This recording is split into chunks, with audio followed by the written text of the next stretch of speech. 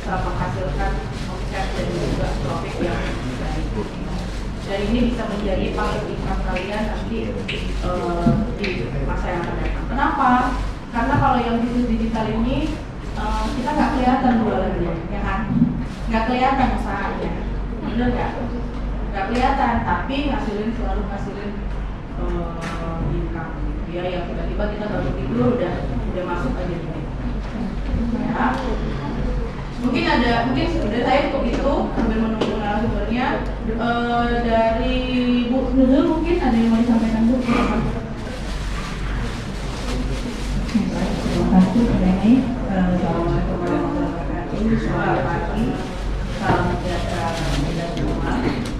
Jadi ini saya cuma mau memperkenalkan diri saya, ya, memperkenalkan diri saja. Nah, memang kebetulan saya satu-satunya anggota daripada pengabdian terhadap mahasiswa ya, digital startup ya di USU. Saya kebetulan dosen pengajar sekaligus kaprodi di Magister Manajemennya di Universitas Sutjadi. Pernah dengar Universitas Sutjadi? Pernah ya? Pernah viral ya? Betul kan? Iya, pernah viral kan? Nah, ada di sosmed. Nah, ada di sosmed pernah viral ya, nggak lama-lama. Saya pikir baru-baru aja ya, sekitar bulan September awal atau Agustus kali ya. Itu luar biasa viralnya. Tapi yang pasti adalah biasa di dalam sebuah pendidikan itu sebuah bisnis juga. Ya, biasa dalam sebuah bisnis itu selalu terjadi. Kalau ada yang dirugikan tentu akan teriak ya.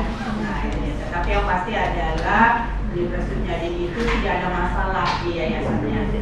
Ya, jadi sebenarnya kalau misalnya yayasan tidak ada masalah, berarti tidak ada masalah bagi pendidikannya. Jadi tadi ya, saya juga di samping sebagai kaprodi Magister Manajemen, saya juga sebagai kaprodi bisnis digital. Tapi terus terang saja, saya ini kaum tua ya, kaum tua karena saya hari ini sudah umur 16 tapi dibalik. Ya, jadi saya sudah jadi sebalik ya. Jadi sebenarnya saya sebenarnya banyak belajar dari kalian. Ya, tapi saya nekat aja hari ini hadir. Kebetulan sama Bu Heni ini kita sudah lama. Dulu saya sama Bu Heni ini sama-sama kuliah di Ekonomi Pembangunan Universitas Sumatera Utara. Jadi Bu Heni ini sudah kemana-mana juga, ya, dari komputer, kemudian dia di ekonomi pembangunan karena dia mendapat beasiswa, kenapa tidak dimanfaatkan? Begitu juga dengan kalian. Ya, kalian diberi kesempatan dengan kemampuan yang ada kepada kalian, kemudian diberi kesempatan untuk dibina, ya, untuk dijadikan orang-orang yang mendapatkan apa tadi income pasif ya, income pasif seperti apa yang disampaikan oleh Bu Heni. Kalian tidur besok pagi bangun sudah masuk 25 juta, luar biasa kan? Benar nggak? Jadi di sini didampingi terus, jadi di sini difasilitasi dengan kemampuan yang kalian punya, baik kemampuan pendidikan maupun sebenarnya barangkali cuma hobi, ya kan? Tapi sebenarnya berangkat dari sebuah hobi itu juga bisa menghasilkan uang. Ya, jadi di sini pelatihannya dilakukan karena kalian adalah orang-orang yang terpilih dari 42 kelompok terpilih 17 kelompok. Nah, jadi memang kalian sudah punya bakat untuk itu. Jadi jangan disia-siakan kesempatan ini. Ya, jangan disia-siakan kesempatan ini. Apa yang tidak kalian ketahui, silakan bertanya. Karena memang di sini nanti kita juga ada beberapa pemateri yang memang benar-benar kompeten di bidangnya. Ya, itu ya tadi. Terus kemudian ada Pak Pandi yang memang luar biasa kemampuannya. Nanti kalian bisa berdiskusi dan eksplor aja ya kemampuan daripada pemateri maupun pendamping-pendamping di dalam dalam kalian meningkatkan kualitas hidup. Ya, saya pikir itu saja mungkin dari saya perkenalan. Saya dipanggil saja saya, terserah usul boleh, kan usul boleh ya, tapi di usul enggak ya. Ya, saya pikir itu saja. Selanjutnya terima kasih. Atau kalau ada yang bertanya silakan. Ada? Cukup? Tidak ada? Saya kembalikan kepada Ibu Heni. Terima kasih. Assalamualaikum warahmatullahi wabarakatuh. Selamat pagi. Salam sejahtera bagi kita semua. Baik, terima kasih Bu telah memberikan sedikit gambaran ya. Jadi apa yang nanti mungkin adik-adik semua akan harapannya juga kegiatan ini bisa berjalan dengan baik dan bisa sampai dengan di akhir nanti.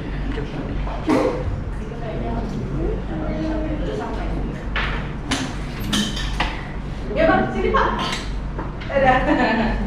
Ya ini narasumber kita udah datang, jadi izin Pak, di sini aja.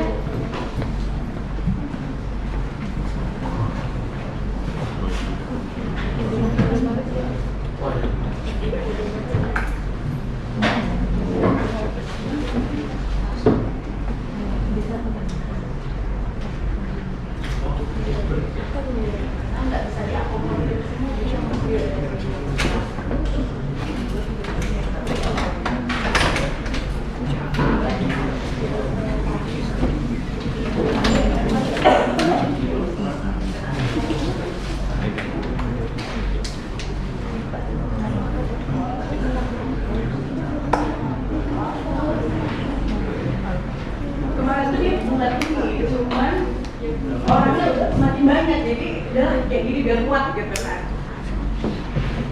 Pak, ini dibagi ini. Dibagi aja.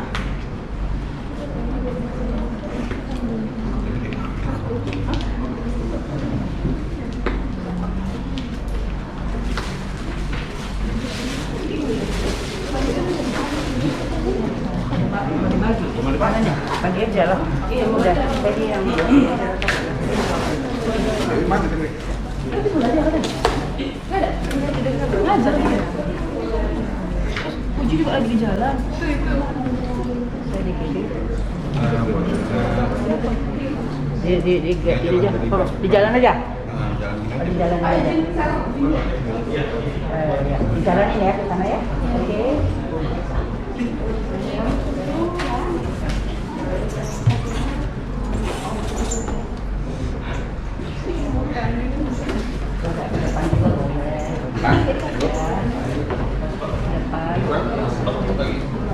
Itu putar ke situ aja, putar kemari. Kita akan minumnya ke depan ya. Ke depan. Nah. Ya ini juga ya, putar ke depan ya. Putar ke depan. Minum dulu ya, minum dulu.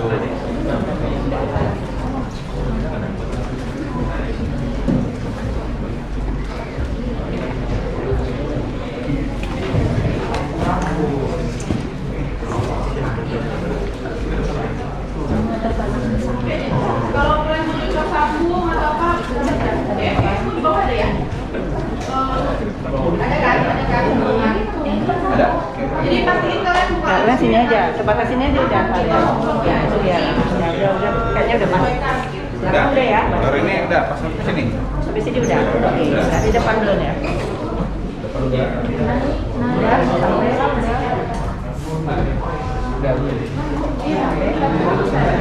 Pak. Pak, oke. Kaca ya kuenya.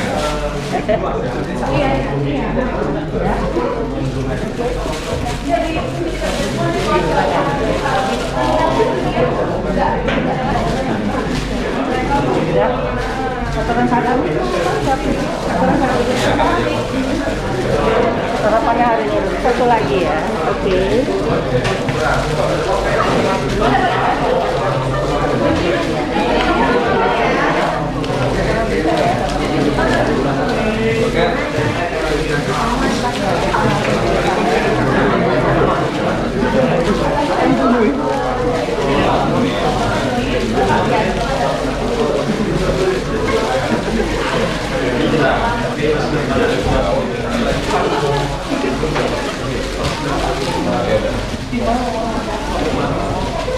Jaga dulu nenek keluar.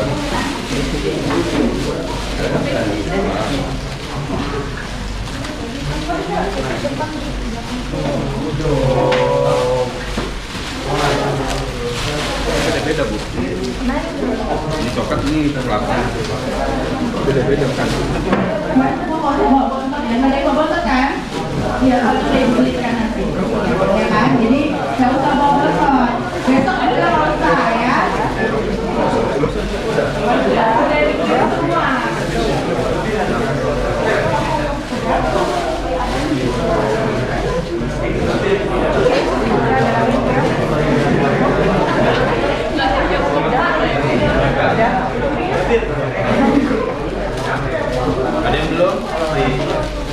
berapa ini?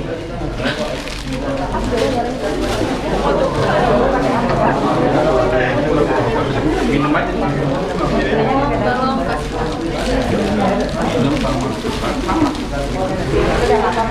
Piring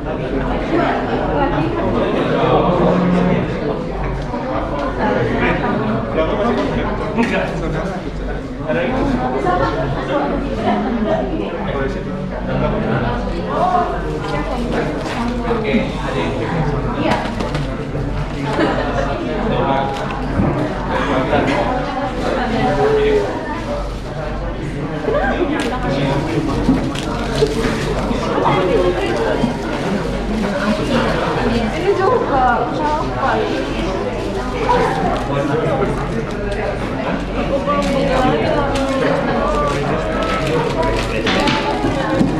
Udah bisa dimakan.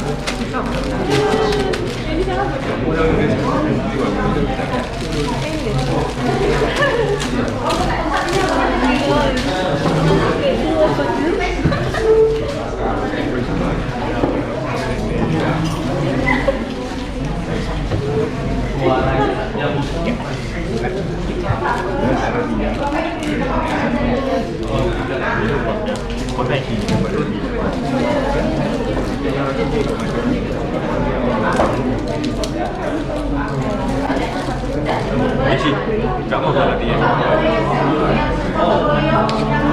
Coba lah. Aku belum sarapan, kasih enak. Oke, nah ini Bapak narasumber kita sudah ready. Oh, enggak. Tukar. Yang di tengah itu.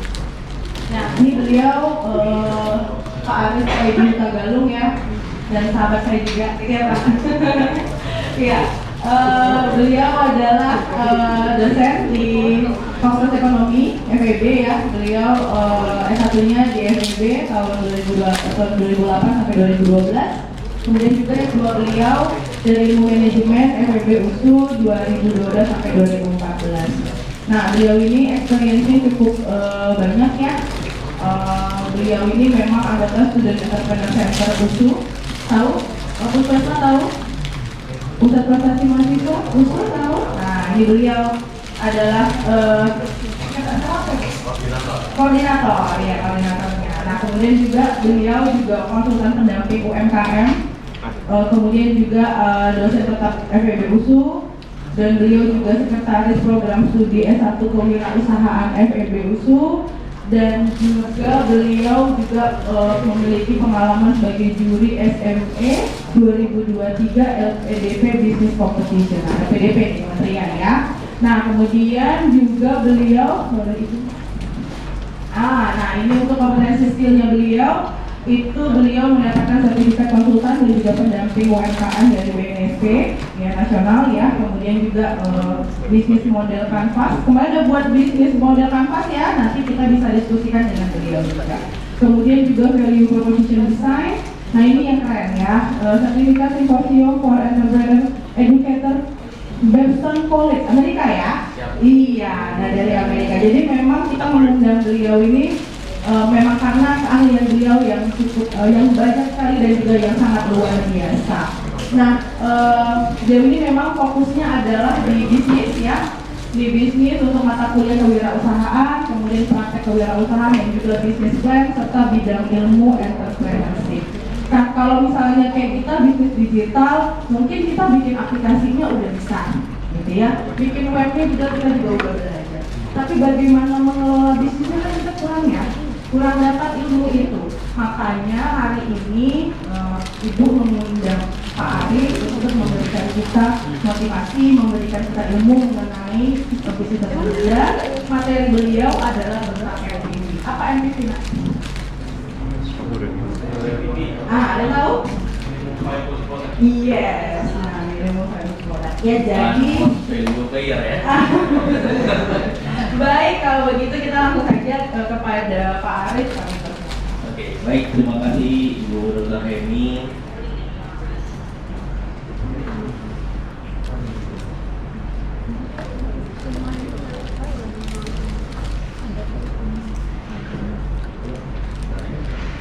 Oke, baik, Assalamualaikum warahmatullahi wabarakatuh. Oke, selamat pagi. Selamat pagi. Buatnya sendu-sendu, jadi memang dekat kena AC pula lagi gitu ya kan, jadi agak gimana gitu ya. Oke, hari ini saya diundang oleh Bu Dr. Hemi ya, terkait dengan membawakan MVP ya, tadi dan penjelasan sedikit tentang minimum viable product. Jadi bukan harus jadi produk yang luar biasanya dulu, tapi kita mau lihat sampai di mana sih nanti terkait dengan pemecahan masalah dengan value atau manfaat yang mau kalian tawarkan kepada customer. Ya. Kalau saya sebenarnya selalu amazed kalau misalkan dapat ide bisnis dari anak-anak Fasilkom, ya, karena kan digital ya, jadi yang setidaknya itu udah bentuknya aplikatif gitu ya. Tapi pas ditanya nanti siapa nih yang bakal gunain gitu ya, masih bingung tuh jawabnya gitu ya. Atau ini permasalahan yang mau dipecahkan ini yang bagaimana? Siapa yang membutuhkan aplikasi ini? Ya. Nah, maka MVP di sini mungkin saya bakal buat pakai pendekatan design sprint. Kalau misalkan ada yang pernah baca buku design sprint, belum ya? Belum ya? Oke. Oh, komputer ya. Orang komputer, benar. Kalau tadi orang bisnis nggak baca ini, wah baru dipertanyakan. Tapi kalau masih baca kok, oke, so ya. Oke, nah, jadi MVP ini sebenarnya harusnya sebenarnya udah kalian buat, gitu ya. Sudah pernah kalian lakukan, udah kalian buat juga, baik itu dalam aplikasi atau kalau dia makanan biasanya ya dicoba di MD-nya seperti apa, ya. Tapi kita mau lihat sejauh mana sih sebenarnya pembuatan MVP ini yang pas untuk terkait dengan pemecahan masalah yang mau ditawarkan. Nah, kalau bisnis itu kan sebenarnya poinnya dua ya. Satu melihat peluang, satu lagi memecahkan masalah apa. Jangan-jangan nanti kalau menawarkan produknya itu pemecahan atau orang yang terkendala tentang itu gak ada mau pakai itu juga. Atau sampai kalian kalau misalkan punya kendala misal kayak tadi hujan gitu ya, mungkin alternatif pilihan untuk transportasi mungkin banyak choice-nya ya. Apa aja ya, kalau misalkan lagi hujan tadi nih, kalian mau datang ke sini, choice-nya apa ya? Kalau untuk supaya bisa tepat waktu, terus nggak kena hujan, mungkin biar nggak kena macet. Apa aja opsi pilihan? Masa cuma naik mobil aja? Yo, apa aja? Hah? Ya, apa itu? Sepeda motor, oke. Sepeda motor pakai jas hujan, oke, itu satu. Apa lagi? Jalan pakai-pakai. Apa? Helikopter. Wah, ini kalau helikopter di Medan kan masih nyangkut di kabel-kabel ini, kan? Atau mungkin nggak tahu helipadnya di mana nih turunnya kalau misalnya di Ubud. Timur ya, macam itu naik mobil atau naik apa lagi ya? Oke, nah itu aja sebenarnya kan pada saat ada masalah kita dapat di pilihan mana ya? Kalau misalkan kita lapar gitu ya, kan choice-nya banyak kali ya, mau makan lontong, mau makan nasi gurih, mau makan roti, mau makan ini dan seterusnya. Gimana ya supaya caranya pendekatannya adalah masalah yang mau dipecahkan itu pasti bakal pilihannya produk aku nih. Jadi nggak bisa lagi cuman bilang kan mau memecahkan masalah, misalkan kalau yang lagi, oh Pak kami makanan untuk supaya yang tadinya lapar jadi nggak lapar. Udah banyak kali choice-nya. Berarti kan harus nambah tuh ya, kendala apa lagi atau masalah apa lagi sebenarnya yang mau dipecahkan. Nah, maka sebenarnya di MVP ini ya versi paling sederhana. Kalau di sini udah ada yang bentuk produk udah jadi nih? Belum? Baru ide semua? Baru ide ya? Ah, oke, berarti clear ya. Jadi ini MVP nanti yang bakal nanti kalau kata gue ini tadi harus ada tugasnya nih yang harus dikerjakan gitu ya. Setidaknya minggu depan kalian harus sudah bentuk MVP-nya seperti apa. Jadi nggak harus bentuk jadi ya, tapi melihat ini nanti ke depannya bentuknya gimana, ini bakal menyelesaikannya gimana, cara penggunaannya gimana. Cukup sampai di situ. Ya, jadi jangan mikir waduh mampus. Minggu depan harus langsung siap jadi produknya. Cukup cuma MVP-nya ya. Nah, maka di dalam sini versi paling sederhana dari produk atau jasa dapat digunakan untuk menguji ide kalian tadi ya, ide bisnis, untuk mendapatkan feedback pengguna. Berarti kan harus dites kepada calon customer-nya kalian. Jadi nggak bisa ditesnya itu ke kawan, cobalah ini kayak mana, no. Tapi terkait dengan siapa pengguna yang bakal menggunakan produknya kalian. Jadi kalau misalkan makanan kami Pak untuk anak-anak SD, ya udah tesnya di anak SD. Pak kami produknya itu untuk orang-orang misalkan yang berkebutuhan khusus, ya udah ditesnya ke orang yang berkebutuhan khusus. Jadi harus tepat kepada siapa penggunanya nanti. Jadi nggak bisa kita tesnya itu, oh kawan ini adalah tes dulu, kayak mana ininya, kasihlah feedback dulu, nggak bisa. Karena dia bukan sesuai dengan kebutuhan atau masalah yang mau dia berikan. Ya. Nah, feedback terus memvalidasi asumsi yang sebelumnya itu untuk mengembangkan produk secara lengkap. Jadi tujuannya memang satu menghemat waktu dan biaya. Ya, kenapa? Karena jangan-jangan nanti kalau udah produknya jadi, rupanya nggak ada target customer yang pas. Wah, ulang lagi, gitu. Ya, kan sia-sia jadinya. Udah capek-capek buat udah sempurna, gitu ya. Pada saat dikasih ke pasar, rupanya nggak diterima. Ya. Terus yang kedua, menguji apakah ide benar-benar dibutuhkan sama pelanggan. Udah pasti kan kita maunya kita pada saat buat produk maunya bisa diterima dong, gitu ya. Sedangkan almarhum Steve Jobs aja pernah investasi yang namanya kalau di bandara itu biasanya sekarang dipakai gitu ya sama petugasnya yang kalau di mall-mall itu ada tuh nyewa tuh yang kita berdiri seperti itu jalannya tinggal gerakin itu yang dua roda itu, ya kan? Nah itu aja investasi gagal sebenarnya. Karena pada saat di awal itu produk itu sebenarnya digunakan untuk orang-orang yang untuk mobile di dalam perusahaan bekerja. Jadi nggak perlu jalan kaki gitu ya. Tapi pada saat dites di dalam perusahaan, wah karena lorongnya kecil-kecil gitu ya, wah ini banyak kecelakaan, kejatuhan, perusahaan untuk sini. Gitu. Rupanya pasnya untuk pekerjaan-pekerjaan yang lapangan, gitu, kayak di bandara, gitu ya, terminal. Gitu. Jadi mobilnya memang lebih baik gitu, dibandingkan di dalam sebuah perusahaan atau gedung. Itu aja step job aja pernah gagal. Karena memang salah memperkirakan ini dipakai untuk apa dan siapa yang bakal menggunakan. Nah malahan sekarang malah jadi untuk untuk orang main-main gitu ya, bukan malah menjadi untuk pekerjaan atau digunakan di perusahaan, disewain untuk main-main atau nyobain. Nah, yang ketiga, mendapatkan data nyata dari pasar. Nah, kita memang harus harus memang benar-benar paham betul pasar itu membutuhkan apa. Apalagi sekarang pasar itu sangat dinamis. 1 bulan, 3 bulan itu cepat kali berubahnya selera pasar. Ya.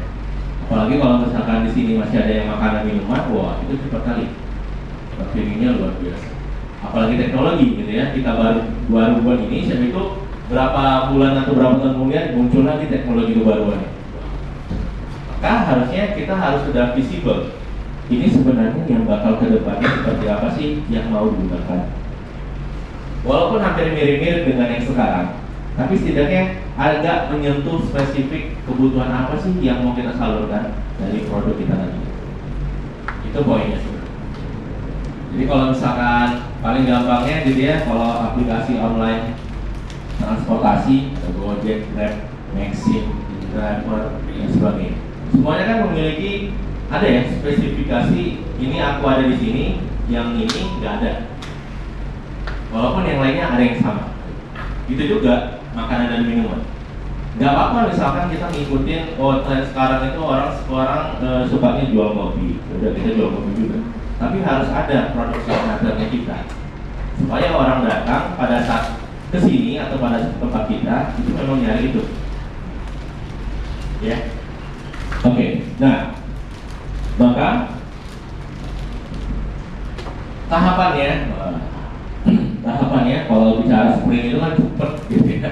Jadi memang jangka waktunya nanti kurang lebih 5 hari yang bakal kita selesaikan. Tapi nanti kita bakal tes sedikit lah ya, kurang lebih gimana nanti bentukan atau gambarannya persona dari customer-nya kalian sampai dengan mau menyelesaikan masalah apa sih di dalam prototype atau produk atau layanan jasa yang kalian tawarkan. Nah, tahapan pertama ini bicara tentang understand atau memahami yang namanya masalah. Ya, sama ibarat kalau misalkan kita mau nulis skripsi gitu ya kan, pasti nyari masalah dulu gitu kan. Baru kita tentukan mana variabel yang cocok untuk letak masalah tersebut. Iya. Ide juga seperti itu. Jadi bakal mulainya dari sumber masalahnya apa. Oke, nanti saya jelasin satu-satu, ini saya bilang dulu. Yang kedua, diverse atau eksplorasi idenya kami. Jadi mengeksplor ini ya, yang tadi saya bilang kalau misalkan nanti kalian mau memecahkan masalah A gitu ya, ini produk atau ide kalian ini bakal pilihan keberapa ya yang bakal dipilih? Ya, nanti bakal mengeksplor karena kan ini grup kan Bu ya, kelompok ya, jadi setidaknya ada yang individu juga, oke. Nah, kalau individu kayaknya ya luar biasa sih sebenarnya effortnya gitu ya untuk menggali ini apa. Tapi kalau misalnya kelompok setidaknya banyak sudut pandang yang berbeda-beda dari timnya itu yang setidaknya mampu untuk bisa memberikan apa ya masukan-masukan ya. Dan yang ketiga nanti desain terkait dengan memilih solusi terbaiknya yang mana. Setelah nanti udah dieksplor, terus nanti bakal muncul solusi terbaik. Terus yang keempat baru bicara tentang prototype atau prototyping. Ya. Dan yang kelima baru kita tes. Jadi tahapannya itu. Jadi kalau sampai sekarang misalkan kalian baru memecahkan masalah atau understand dalam hal untuk memahami masalah apa yang mau dipecahkan, oke, berarti tahap 1 sudah selesai. Tapi kita mau lihat benar gak ya masalah yang mau dipecahkan ini, ya kan? Jangan-jangan nanti masih agak berbelok nih, gitu. Karena kemarin Bu Heni ada ngirim file dari proposal kalian, beberapa judulnya luar biasa, gitu ya, tapi kenapa cuma pemecahan cuma ini ya? Gitu. Judulnya ini, cuma ini ya. Berarti kan ada yang kurang tepat ya, maka itulah perlunya diinkubasi ya. Oke, maka kita bakal bahas yang pertama, understand. Nah, kalau di apa namanya di FEB ada namanya proper meeting gitu.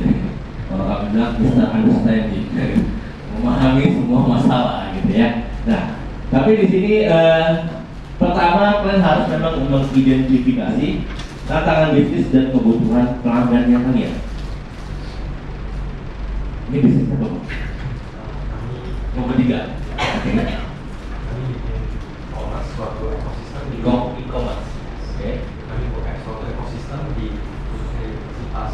Nanti bakalan dijaga ke sekolah-sekolah gitu. Jadi nanti kayak contohnya seperti apa?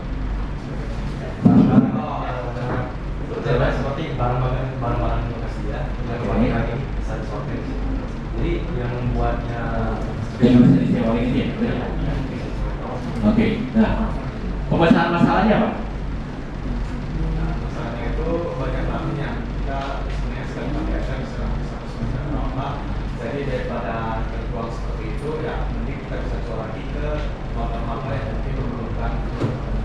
Oke, baik. Kalau melihat situasi kondisinya, universitas atau ini keseluruhan ya, bukan musuh aja atau gimana? Awalnya kami pilotnya di Musuh. Oke.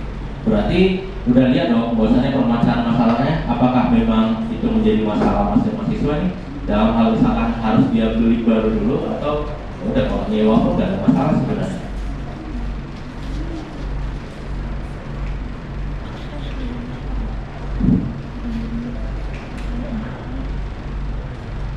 Gimana? Gimana coba? Ada experience sendiri hal itu. sebenarnya dari kami ya jelas pagi kami awal-awal terus dan pada kuliah KWK atau Oke. kuliah membutuhkan kami memang untuk membeli sesuatu misalnya buku atau hal lain. Oke. Itu semester. Ya, nggak dibutuhkan lagi itu berikutnya gitu ya. Oke. Perpustakaan nggak berlaku kan? Dari kami sih pengalamannya membutuhkan tiap mahasiswa untuk mempunyai. Oh, wajib ya. Ada bilang wajib. Oke, berarti kurang lebih kayak kebutuhan untuk kampusnya ini ya, kayak buku lah atau mungkin apa lagi kalau misalkan selain buku. Mungkin kayak banyak juga acara-acara di fakultas untuk kamera segala macam. Oke, baik. Udah mulai spesifik ya. Nah, itu nanti yang harusnya bisa dinurutin gitu. Kita mau fokusnya kemana? Awalnya memang kayak kalau misalkan kayak Bezos gitu ya. Awalnya pertama kali untuk ngeluarin Amazon kan cuma hanya ngejual buku ya di website Amazon ya. Ternyata pada saat dia lihat di hasil pencarian, wah malahan bukan orang nyari buku. Maka kan juga harus nanti bisa tes gitu ya. Sebenarnya mahasiswa-mahasiswa USRI ini nyarinya apa sih gitu? Ya. Jangan-jangan bukan buku itu tadi. Jangan-jangan mungkin hal yang lain yang dicarinya, tapi sifatnya nyewa atau ya beli yang second. Ya, bisa aja itu terjadi gitu. Tapi kan kita belum tahu ya, kita mungkin nanti bakal dites gitu ya, bakal dilihat ini benar memang buku atau kamera tadi ya, atau mungkin laptop dan sebagainya ya, kita nggak tahu. Ya, nanti kita bakal tes. Maka identifikasinya adalah yang hal pertama yang harus kita lakukan. Ibarat kalau misalkan orang lagi apa namanya kecelakaan gitu ya, pas kecelakaan kan mungkin kita bakal lihat luka gitu ya. Tapi kok sedih kan dia, kok nangis kan dia gitu. Padahal kok lukanya paling lecet aja gitu. Nah ternyata setelah diidentifikasi sebenarnya bukan karena lukanya yang lecet itu. Rupanya traumanya, trauma karena jatuh itu. Jadi ngerasa masih terbayang aja gitu. Maka bukan harus mengobati lukanya, tapi harus mengobati traumanya dulu. Identifikasinya salah, sudah pasti penanganannya juga salah. Ya, itu simpelnya ya analoginya. Nah, maka identifikasi tantangan bisnis dan kebutuhan pelanggannya. Terus gunakan customer journey mapping untuk menemukan pain point-nya. Oke, nah customer journey istilahnya kayak perjalanan customer itu sebelum dia memutuskan untuk memakai atau membeli produknya kalian. Lupa, kami bukan tugasnya untuk supaya orang itu beli aja, no. Kan harus membuat petanya gitu. Ini personanya atau bilangkan orangnya yang seperti apa, yang bagaimana, terus permasalahannya apa, Terus untuk ngenain masalah itu biar pas sama dia itu kayaknya kira-kira nawarin apa. Sampai nanti kalian bakal melihat emosi dan perasaannya itu bagaimana yang terbentuk pada saat dia beli produknya atau lihat tentang apa yang udah kalian tawarkan, ya. Sampai menemukan, oh ini peluangnya sebenarnya. Coba ya Pak, untuk mengidentifikasi rupanya luar biasa panjang, ya. Makanya dibilang journey atau perjalanan. Jadi kalau misalkan kami di ekonomi, kalau di manajemen biasanya ada bilangkan pengambilan keputusan pembelian ya Bu ya. Jadi prosesnya itu mulai dari mengenali masalah, terus mengidentifikasi kebutuhannya sesuai apa tidak, terus membandingkan dengan produk-produk lain, terus dia membeli, siap membeli, apalagi nih yang harus dilakukan, post purchase-nya apa. Jadi bukan cukup langsung jual produk loh. Kalau kalian misalkan memang benar-benar mau siap atau sustain gitu ya, setidaknya benar-benar tahu apa nih yang menjadi kebutuhan. Karena selama ini jujur aja kalau UMKM fokusnya cuma jualan produk aja. Maka pada saat disuruh scale up gitu ya, dia bingung, ini mulainya dari mana ya? Karena dari awal dia nggak tahu sebenarnya dia jualan itu untuk apa.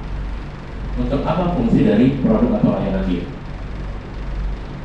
Jadi dikasih pelatihan pun disuruh scale up, ya masalahnya itu lagi nggak berani dia untuk memberikan effort lebih untuk mencari tahu apa sebenarnya kebutuhan dari pelanggan dia. Oke, ini kita bahas satu-satu. Ini saya kasih contoh mungkin biar lebih enak ya gambarannya. Oke.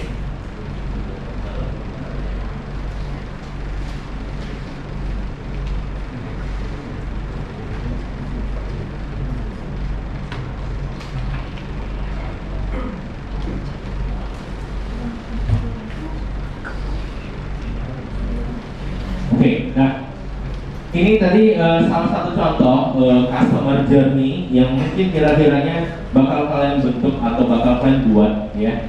Jadi kalau di bagian kirinya kalian gitu ya, di bagian tahapnya itu ada awareness, consideration, purchase, use, dan post uses. Atau ini biasanya dikenal dengan marketing funnel gitu ya. Kalau funnel itu kan kayak corong besar gitu ya, makin lama makin mengerucut, makin kecil gitu ya. Sampai kita tahu sebenarnya spesifikasi kebutuhannya apa. Nah, maka di bagian action-nya tadi gitu ya, atau di personanya gitu ya, kita bisa lihat awareness-nya itu sebenarnya setidaknya yang dengerin dari kawan misalkan gitu ya.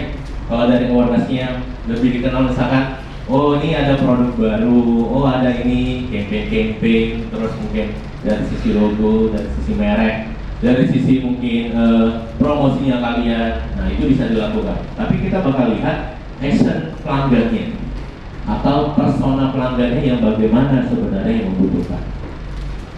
Nah, di bagian touch point-nya cukup menggunakan WhatsApp dan poster aja deh untuk mengenalinnya. Karena mau cuma untuk awareness-nya doang nih gitu, supaya dikenal ya. Terus di bagian emosi dia berpikir ya emosinya netral karena dia belum pakai juga, dia cuma tahu dari poster, pemberitahuan dari WhatsApp ya. Terus poin-poinnya nah, sulit cari info lokasi dan harga. Itu masalahnya. Ternyata pada saat dia buat poster gitu ya, itu tidak tercantum mana lokasinya, mana berapa harganya per kilo mungkin ya. Ini contohnya Laundry Express ya, contoh ya. Saya lupa bilangkan ini produknya apa.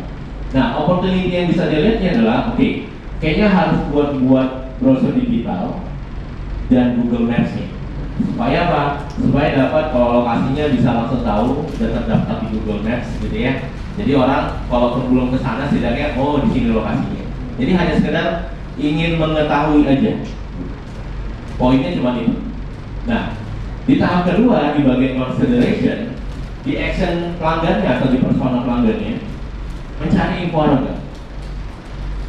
Karena dia udah tadi mendengar dari teman, baru dia cari tahu nih harganya apa. Ada nggak ya WhatsApp adminnya? Bisa nggak ada nggak yang bisa dihubungi, yang bisa ditanya? Terus emosinya apa? Bingung. Kenapa bingung? Karena responnya lambat dari admin. Makanya sekarang kan semua udah pakai chatbot gitu-gitu ya. Nah, opportunity yang mungkin bisa dilihat dari pain point-nya dan emosinya gitu ya. Oke, gunakan auto replay dan katalog online. Selesai pemecahan masalahnya. Kalau mau sampai cuma di consideration. Nah, masuk di bagian ketiga, purchase. Nah, atau pembelian nih, udah mulai pembelian gitu ya. Action pelanggannya lah antar pakaian ke toko. Ya, karena dia udah tahu tempatnya, gitu ya, harganya juga udah tahu, dia datang ke toko nih. Touch point-nya adalah masalahnya adalah kasir. Cemas dia. Bilangkan bahwasannya nih, tidak ada estimasi waktu yang jelas. Kan ngerasakan itu kan kalau misalkan di laundry gitu ya, Kak siapnya kapan? Kayaknya 2-3 hari. Kayaknya mungkin nanti malam. Gak ada kepastian dari si kasirnya untuk membilangkan ini selesainya kapan. Kita kan butuh kepastian ya, walaupun kita kadang cuma nanya itu cuma mau tahu kapan siapnya, tapi ngambilnya mungkin 2-3 hari berikutnya, gak tepat waktu juga gitu ya. Nah, maka di bagian ini ya tidak ada estimasi waktu yang jelas, tambahkan info estimasi source. Jadi kayak ada kalau kau jam misalkan masuknya di bawah jam 12 gitu ya, nanti mungkin bisa siap sampai jam malam. Jadi ada kepastian yang diberikan kepada si calon customer atau customer. Nah, di bagian use gitu ya, nah, actionnya adalah menunggu cucian selesai. Terus sini touch point-nya toko atau WhatsApp-nya, emosinya tidak sabar. Nah, ini yang kalau kita nyuci pakai koin ini ya, kan nunggu di situ ya. Nah, tidak ada notifikasi saat selesai. Nah, maka opportunity-nya tambahkan sistem notifikasi WhatsApp. Sebenarnya kan masalah apa, terus nawarin solusi. Masalah apa, terus nawarin solusi. Nah, post use-nya atau setelah pemakaian, biasanya kan harus mengambil pakaian ya. Maka touch point-nya balik lagi ke kasir, puas atau kecewa. Terus pain point-nya ada pakaian yang kurang rapi atau mungkin nodanya masih ada gitu ya. Sampai, nah opportunity adalah sebelum serah terima dan oleh tingkat ada quick check atau ada quick check-nya. Istilahnya dia ngeceknya itu juga bagus. Biasanya kalau ada yang memang belum bersih gitu ya, atau masih ada noda atau mungkin kurang rapi setrikaannya, nah itu bisa langsung dikembalikan. Maka yang disebut dengan customer journey-nya gitu ya, ini kita bisa lihat dari action pelanggannya berbeda-beda. Sama sebenarnya ini Laundry Express, tapi pada saat personanya atau pelanggan yang berbeda, misal di bagian pelanggan yang hanya sekedar mendengar dari teman, ini apa yang harus dilakukan ya? Kalau misalkan personanya itu untuk mencari info harga, ini apa yang mau kita sampaikan? Kalau misalkan dia bicara tentang antar pakaian ke toko, apalagi menunggu cucian selesai apa? Mengambil pakaian apa? Jadi setiap pelanggan itu memiliki masalah yang berbeda-beda. Itu yang mau kita lihat. Itu nanti yang bakal kalian tes, ya.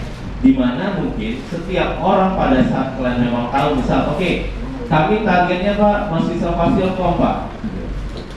Tapi kan mahasiswa Fasilkom itu kan bisa dibilang luar biasa banyak ya, bervarian. Variannya dalam artian bukan bilangkan jenis kelamin laki-laki perempuan aja, tapi perilakunya, gitu ya, latar belakang misalkan dalam hal untuk penggunaan uang misalkan, itu semuanya bakal terbentuk di dalam persona pelanggan yang kalian. Maka nanti pada saat menawarkan nanti produk atau layanannya kalian, itu bisa pas dengan touch point-nya atau pain point yang mau kita selesaikan masalah. Oke? Nah, itu untuk tahap yang namanya understand, ya, customer journey-nya harus jelas. Oke, nah yang kedua, pernah buat Crazy X gitu ya. Jadi kayak di dalam HPS dengan punya apa ya, dalam hal untuk gimana sih dalam hal untuk penggunaan atau brainstorming solusi yang setidaknya mau kita tawarkan kepada pelanggan kita. Pernah buat? Creative. Jadi brainstormingnya misalkan kayak tadi Laundry Express gitu ya, kan bisa kayak buat wireframe ya gitu ya. Jadi kalau misalkan mau ke Laundry Express itu apa aja yang dilakukan dulu step-step.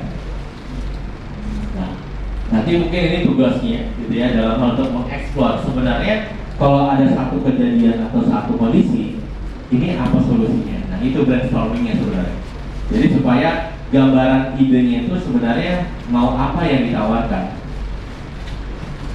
Ya. Nah, di visual ide dalam sketsa ini ya, ini kurang lebih nanti bakal kayak gini. Jadi dalam satu HPS itu ada 8 kotak-kotak gitu ya. Dimana kotak-kotak ini nanti, nah ini yang kita, oh kayaknya ini yang cocok nih, ini yang enggak. Jadi kayak setidaknya ada 8 konsep dimana untuk membrainstorming dari idenya bisnisnya kalian.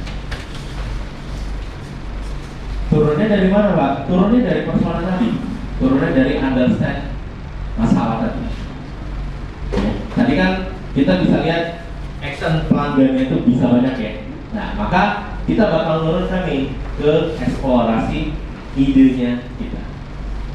Supaya lebih tepat aja, kayaknya benar nggak ya kalau orang mau nge-laundry itu cuma dengar-dengar dari teman? Oh kayaknya kurang deh. Benar nggak ya kalau misalkan orang mau nge-laundry itu, ya masalahnya itu adalah mau yang namanya ketepatan waktu? Kayaknya iya. Checklist.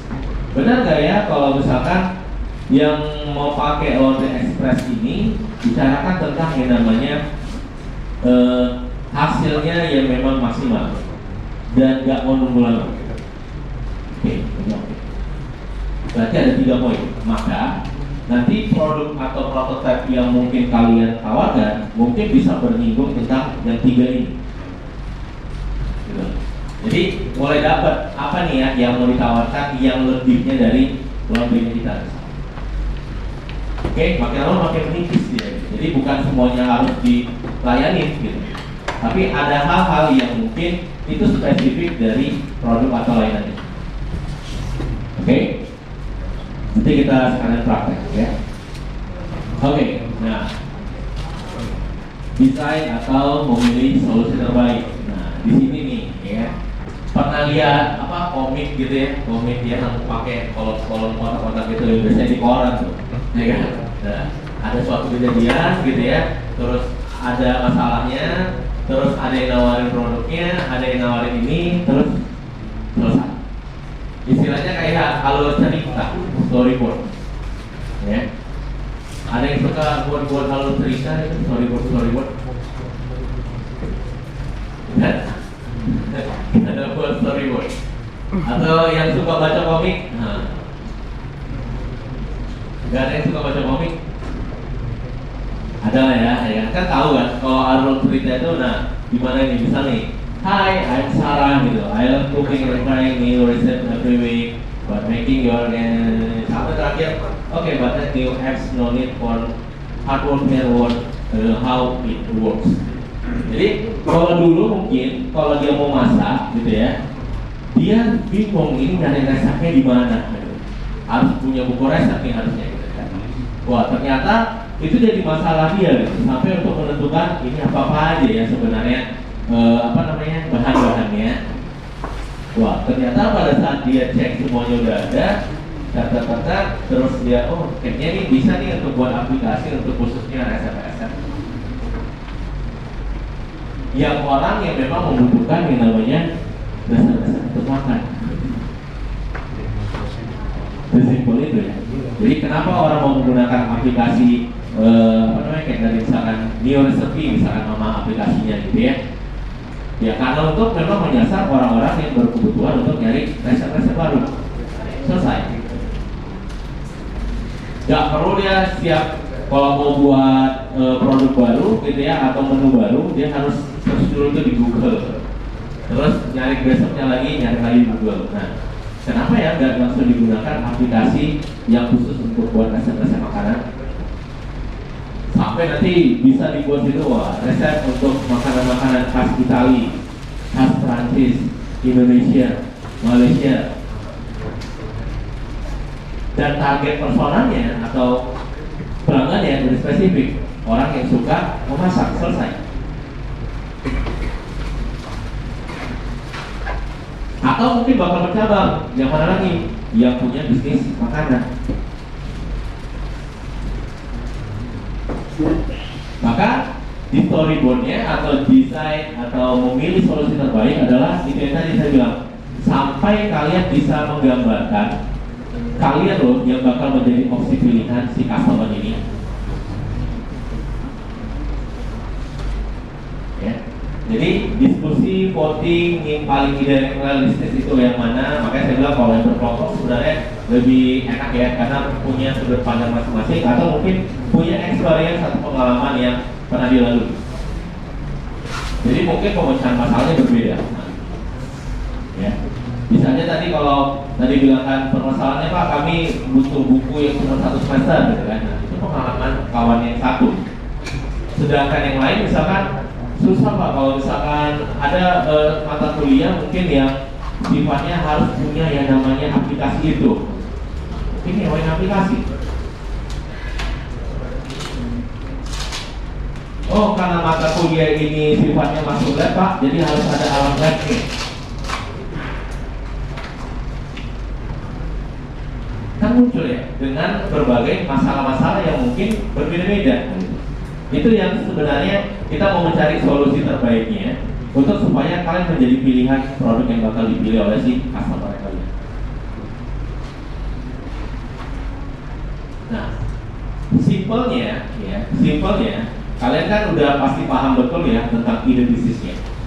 Maka cari tahu dulu sebenarnya mau masalah apa yang mau dipecahkan. Kalau tadi bicara tentang sewa barang gitu ya, oke, berarti kan udah tahu nih, clue-nya adalah sewa barang.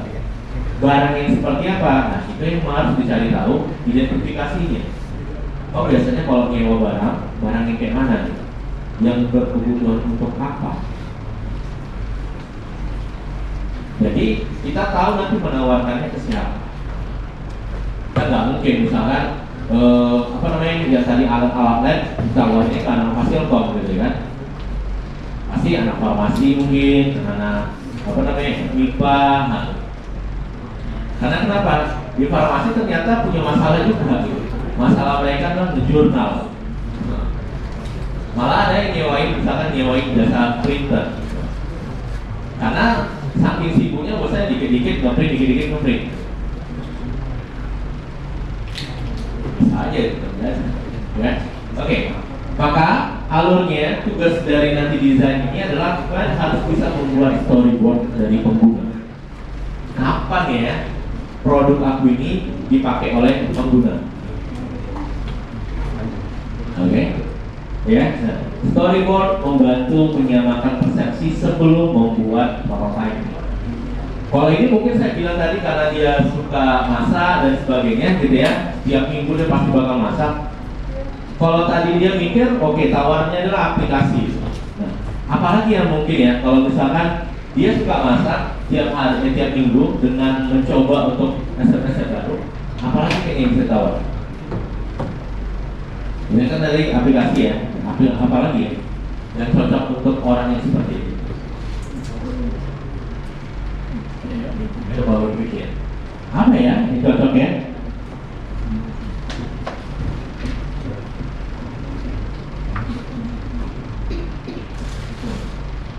Ada yang suka masak di sini, yang perempuan atau yang laki? Yang perempuan? Nggak suka masak. Hah? Nggak suka, langsung ekspres aja ya? Malahan mungkin itu dia. Masalahnya rupanya, sekarang banyak perempuan atau ibu-ibu yang nggak suka masak lagi. Wah, susah kita nih cari. Kita mikirnya bahwasannya yang bakal suka atau yang suka masak itu pasti bakal ibu-ibu ya. Wah, ternyata Gen X atau milenial ini rupanya ibu-ibunya nggak suka masak lagi. Mau jual ke siapa aplikasinya ya? Siapa yang bakal gunain ya? Nah, bisa aja berubah ya. Bisa aja berubah misalkan yang punya rumah makan, yang punya restoran, yang punya kafe mungkin. Jadi berubah personanya untuk dengan kebutuhan itu. Rupanya salah target. Nah gitu loh. Itu yang saya bilang. Rupanya bukan ibu rumah tangga yang menjadi targetnya, malahan bisnis to bisnisnya.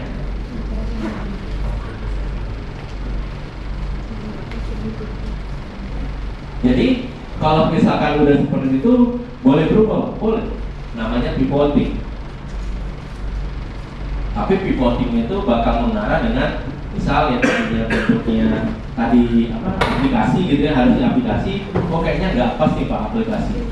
Jadi apa ya kira-kira yang pas? Oh kayaknya yang pas itu adalah apa namanya konten tiap hari untuk nyelesain. Kontennya yang dibuat, bukan aplikasi reserving. Kenapa? Oh karena orang lebih suka orang nonton dibandingkan cuma hanya sekedar melihat gambar. Lagi kan masalah yang mau dibicarakan hanya sekedar gara-gara untuk tentang dia suka yang namanya masak tiap minggu untuk mencoba restoran. Bisa macam-macam tuh yang mau ditawarkan. Oke, siapa yang di sini yang produk makanan? Produk makanan minuman, food and beverage. Makanan yang food and beverage. Nah, apa? Terus ada lagi? Food and beverage, makanan dan minuman, Nak. Makanan minuman? Cuma satu orang. Kemarin Iya. kayaknya di proposal ada beberapa. Yang diterima cuma satu. Oh, cuma satu. Oh, itu yang keseluruhan berarti. Oh, oke. Apa nih Bang? Bisnisnya food and beverage. Minuman apa nih? Oke.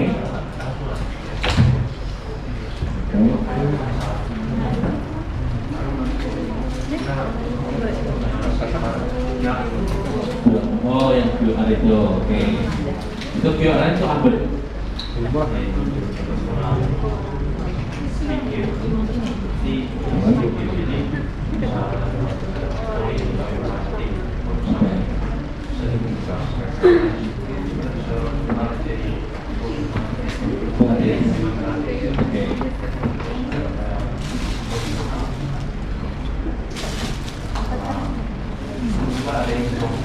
No, ada juga yang belum. Berarti nggak selamanya yang barcode spin itu ada isi hadirnya. Oke, baik. Berarti ya hampir mirip kayak ya Nestor sekarang ya. Jadi kayak misalkan ngasih kritik dan saran nanti pasti bakal dapat apa gitu kalau misalkan ini gitu ya. Oke, nggak apa-apa. Itu adaptasinya ya. Mengamati dengan yang sekarang gitu ya, tapi dengan melihat dan sekarang itu lagi minuman kekinian gitu ya, tapi harus ada nih hal yang lainnya. Jadi yang main game apa namanya? Spin, cuma di spin aja nggak ada profesional di spin game saja Pak. Coba kayak spin, habis itu tinggal dapat poin atau gitu ya. Oh, berarti dia harus punya akun aplikasi itu juga ya. Jangan-jangan nanti yang dia buat gitu ya, di liriknya sama yang punya minuman membuatin aplikasi itu gitu. Malah bukan jual es teh lagi gitu ya, malah jual bahkan untuk spinner gitu. Ya bisa berubah. Nah mungkin tadi kalau misalkan Bang apa namanya? Christopher mungkin awalnya cuma berpikir bahwasannya wah gimana ya supaya untuk orang tetap mengkonsumsi minuman yang kekinian ini, gitu ya. Tapi setidaknya ada dapat benefit yang lain. Salah satunya adalah poin dan sebagainya atau ngerasa kayak istilahnya kalau ujian itu kan membuat surprising ya, gitu ya. Jadi ada emosi yang dibuat adalah apa namanya penasaran. Nah, tapi jadi PR-nya gimana supaya penasarannya lebih enak gitu. Istilahnya nggak cuman satu teng gitu aja, istilahnya ada nih entah apa ya istilahnya kayak tugas-tugas atau tes yang harus dilakukannya sebelum sampai ke spin itu supaya ada effortnya gitu. Kalau cuman klik gitu aja ya udah selesai. Karena kan anak-anak sekarang tuh kalau nggak ada tantangannya nggak memicu dia untuk mau beli lagi atau apa. Jangan-jangan nanti kalau ini dijual bukan ke anak mahasiswa, jualnya ke anak SD. Ya. Kan ingat nggak kalau dulu gitu ya, kalau mau jajan ke kantin ada di situ kayak lotre atau undian gitu.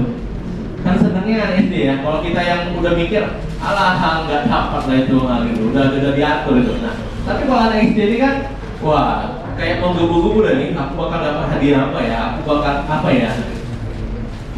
Maka yang punya hal-hal kayak gitu siapa? Ya, itu. Bukan mahasiswa. Ya, jadi bisa berubah dia nanti malahan kebutuhan dan masalah. Ya. Oke, maka nanti setidaknya kalau nanti si Bang Christopher buat storyboardnya harus tahu nih, ini yang bakal datang, itu yang kayak mana orangnya. Terus nanti bakal muncul bilangkan ada scan QR-nya itu, semua dapat ini. Nah, gitu. Jadi kayak gitu lah kurang lebih storyboardnya, supaya memang kayak gitu kan si anak mahasiswa ini, oh rupanya enggak, kayaknya ada SD. Oh rupanya kayak misalkan lagi tren sekarang apa namanya, cake yang cantik-cantik itu gitu ya kan, yang harganya nggak masuk akal gitu ya. Cheesecake lah bentuknya, wah harganya udah sampai 50 ribuan gitu ya, cuma satu slice ya kan, yang pun enggak gitu ya kan. Tapi kan yang dia sasar adalah ya, orang-orang yang mungkin perempuan yang suka cuma pos aja, nggak perlu dia makanannya nanti, tapi pos aja pernah makan ini. Jadi bisa aja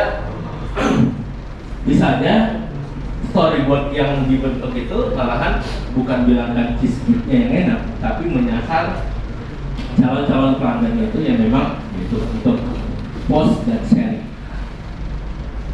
Nah, maka apa yang harus dilakukan dengan post dan sharing? Oke, karena ini supaya mendukung bisnis aku, ya, nanti bakal diuji setiap bulannya siapa postingan yang terkeren. Menarik dong. Maksudnya ngejar orangnya itu, ngejar orang beli itu gara-gara untuk satu hadiah. Jadi orang sibuk foto, ngepost, wah brandingnya orangnya makin kuat dong. Wah semuanya ngepost itu nih, semua makan cheesecake ini nih. Wah lebih cepat. Tapi PR berikutnya adalah cheesecake-nya harus enak. Gak bisa cuma untuk cantik-cantikan cheesecake-nya doang. Nah, jadi kan berubah ya, karena melihat perilakunya. Maka itu bisa tahu kalau misalkan itu dites, itu diuji coba, itu di brainstormingkan atau buat storyboardnya. Siapa nih yang bakal pakai produk?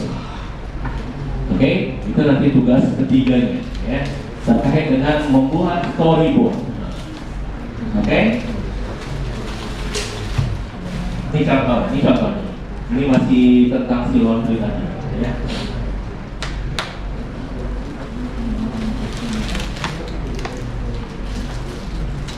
Oke, nah ini contoh storyboard tadi. Jadi setidaknya ada 7 panel atau 7 kolom kotak-kotak gitu ya.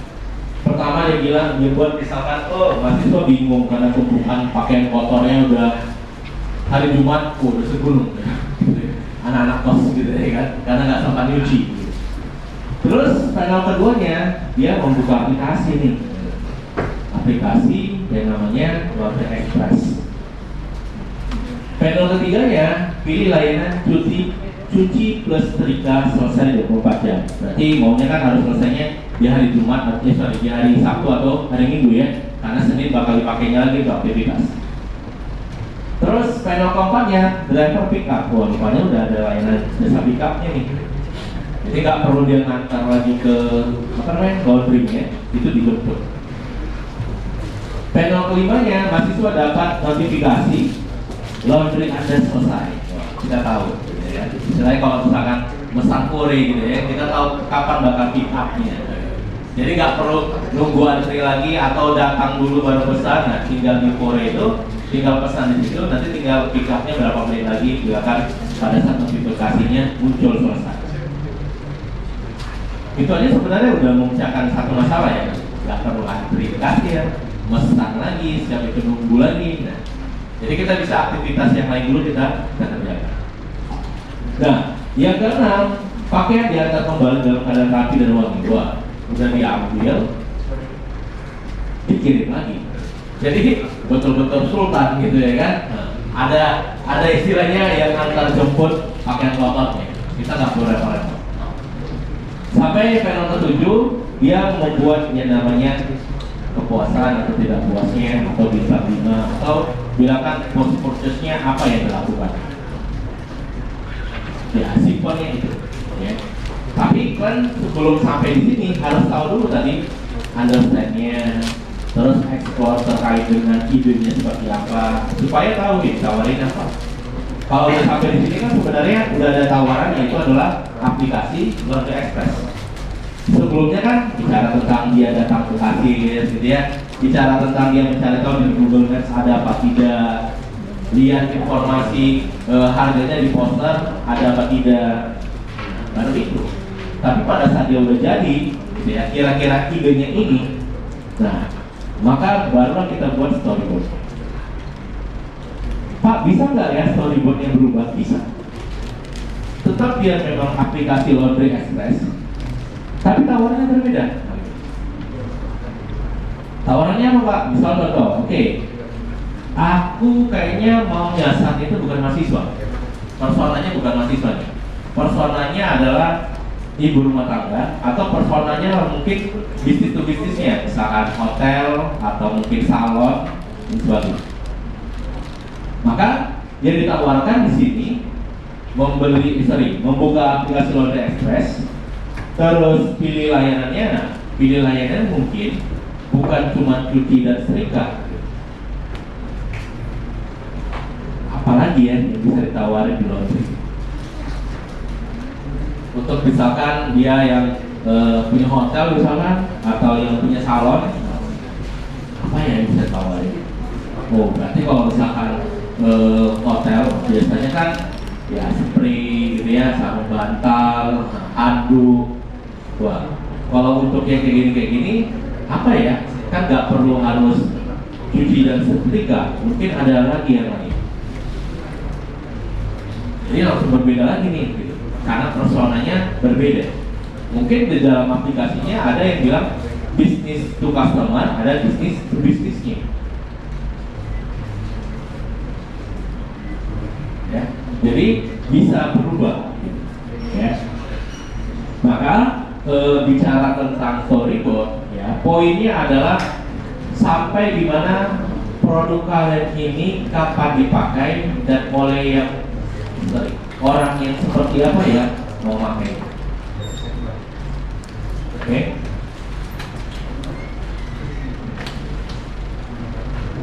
Nah,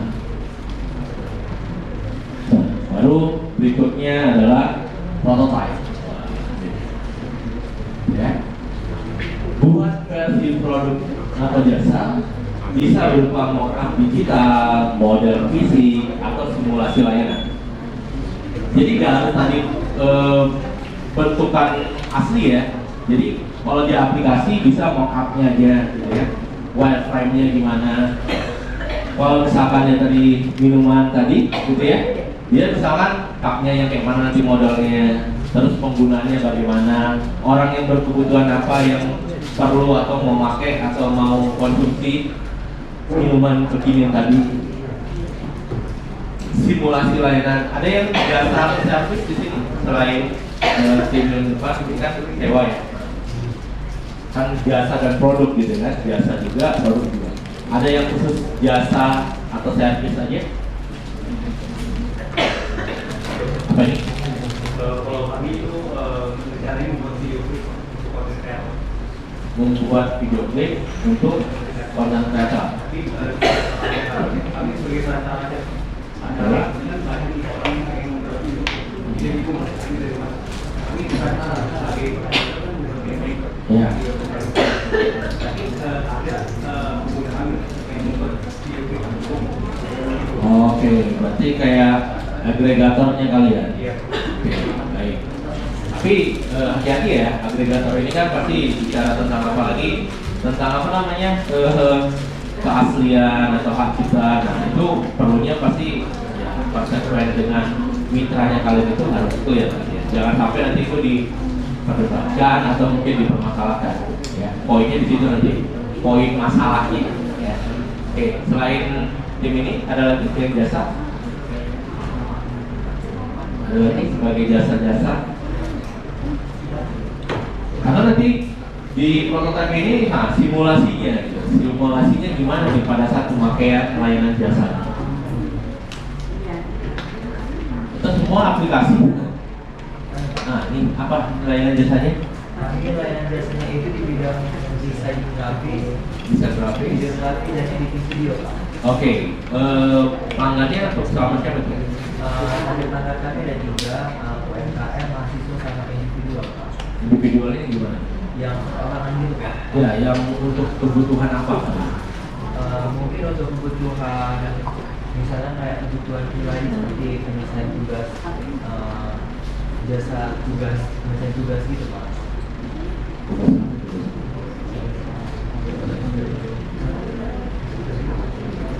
Desain grafisnya sampai ke buat misal karena dia disuruh untuk ngedesain untuk buat presentasi sampai di sini juga desain video. Oke, itu individual. Kalau yang tadi UMKM untuk produknya, logo, produk, brandingnya. Oke, baik. Berarti nanti prototipenya setidaknya kalau di sini berarti kan ini bentuknya aplikasi atau website atau apa?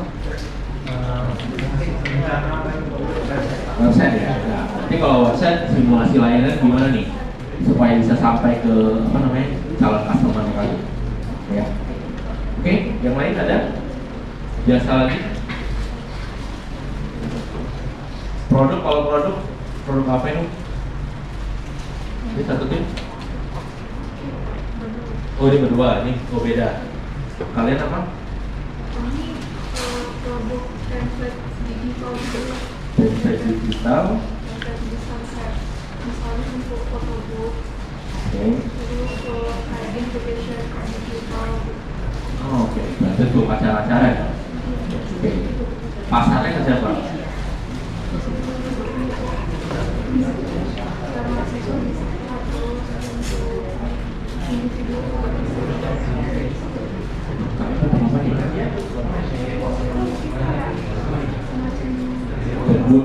Buat standarnya. Ini lebih ke desain hampir mirip nih. Ya kan desain ini tapi khusus untuk but-butan gitu ya atau invitation letter gitu ya. Kan desain juga tuh kan. Pasarnya juga ini kan buat kayak gini juga kan. Oh, videografisnya. Oke. Bisa aja nanti malahan kalian nawarin ke mereka gitu. Yang bisnis-bisnis ini malah B2B malahan. Ya gitu-gitunya ya. Harusnya tahu gitu gambarannya seperti apa. Ya. Jadi maka prinsip prototyping ini di design sprint ya. Pertama harus realistis gimana pengguna. Jadi setidaknya walaupun itu bisa dibilang palsu gitu ya, tapi setidaknya dia bisa ngerasain, oke, kalau aku buat ini, aku pakai kayak gini, ini dia bisa ngerasain pemecahan masalah yang dihadapi. Ya. Yang kedua, cukup detail untuk diuji, walaupun tidak perlu harus sempurna. Yang ketiga, cepat dan murah. Maksimal setidaknya 1 hari selesai. Maka sebenarnya bisa dipakai mulai misalkan pakai Canva atau bisa gitu ya buat setidaknya desainnya, terus cara penggunaannya gimana, ya, layanan seperti apa yang mau ditawarkan, sama fokus pada pengalaman pengguna, bukan teknologinya. Ya. Ingat bahwasannya bisa saja yang tadinya misalkan produknya yang digital, tiba-tiba itu memang dibutuhkan produk fisiknya. Maka jangan berfokus ke teknologinya dulu, tapi fokus kepada yang namanya pengalaman penggunanya. Pada saat dia gunakan itu seperti apa yang bakal dia dapat. Oke. Nah, ini saya kasih contoh beberapa produknya.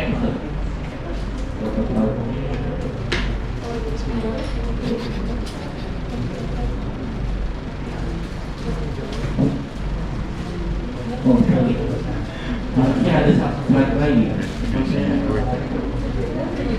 Biasanya saya buat prototipenya itu ya, saya lupa slide-nya satu lagi nanti mungkin Coba saya cek apakah di file satu lagi. Jadi prototipenya itu bisa terbentuk dari karton, dari kertas, gitu ya, atau bisa tadi wireframe yang mock up aplikasi, gitu ya. Intinya adalah orang yang pada saat kalian tawarkan nanti di tes atau calon customer-nya kalian itu menyerasakan pengalaman dari kalau misalkan menggunakan produk atau layanan kalian. Poinnya cuma itu, bisa nggak ya dia rasain itu? Makanya kalau misalkan tadi adalah point of view-nya adalah produknya itu misalkan untuk misalkan SD gitu ya, atau tadi misalkan kebutuhan khusus, ya udah ditesnya ke mereka. Kalau misalkan ini hadir, ini bisa memecahkan masalah mereka nggak ya? Jangan sampai nanti udah buat benar-benar bagus produknya, ya, itu malahan tidak berdampak sama mereka. Ulang lagi nih, riset lagi deh. Oke? Nah. Oke, nah yang terakhir adalah menguji. Nah, menguji pengguna nyatanya. Nah, ini yang tadi saya bilang, poinnya sebenarnya di sini.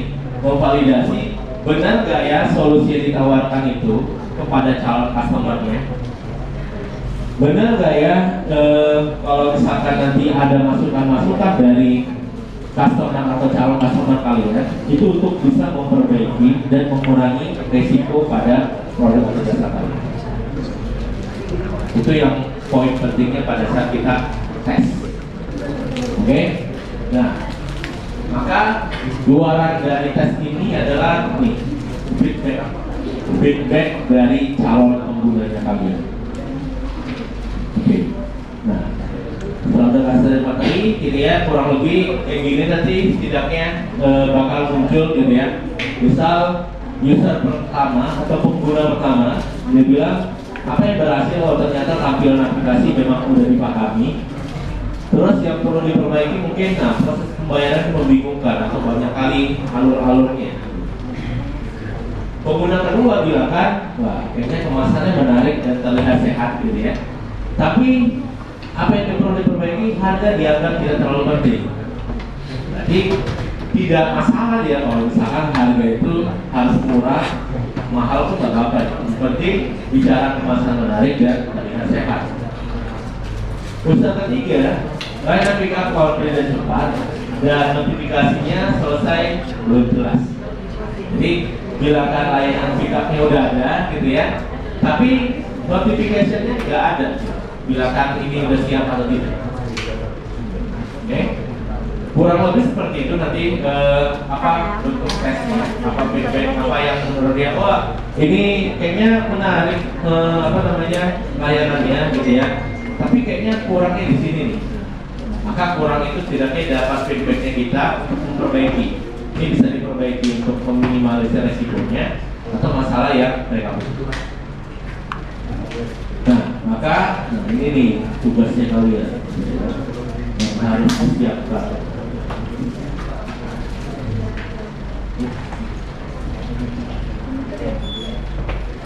Nah, ini dia tugasnya hari pertama gitu ya, apakah hari ini atau mulai besok dikerjakan. Hari pertama kan buat customer journey sederhana ya tadi itu ya, mulai dari persona, stage-nya, touch point-nya ya. Jadi harus tahu dulu nih perjalanan customer-nya seperti apa, map-nya. Terus hari kedua itu membuat sketsa solusi kreatifnya. Ya, itu tadi yang mengeksplor ide-nya kalian. Hari ketiga pilih solusi terbaik. Ya, buat storyboard-nya. Ini sampai sore. Sebenarnya sampai sore kalau jadwalnya. Oke. Nanti kita jam Jumat selesai, tapi sisanya mereka minta untuk mengerjakan Mandiri. Nah, ini dia. belajar mandiri. Ini yang harus dilakukan nih. Maksudnya setelah ini kan harus bisa menyiapkan ini. Setidaknya nanti di minggu depan udah jadi lah itu kan. Minggu depan kan Pak Diki sama Pak Daniel. Besok Pak. Oh besok. Oh, mau Pak Diki. Minggu depannya baru Pak Daniel. Pak Daniel kan. Kalau produk sama.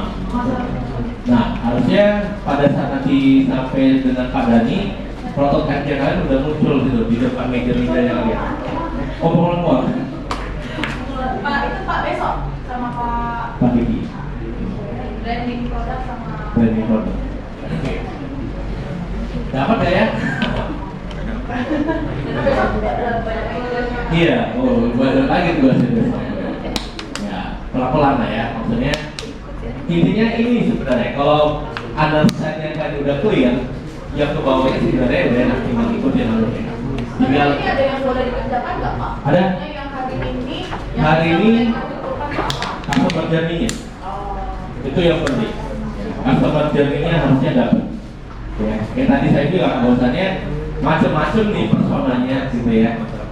Dan masalahnya juga macam-macam. Maka nanti bakal dilihat nih kalau orang yang kayak gini, ini dapat kita apa namanya poin atau peluang yang mau dibuat itu apa?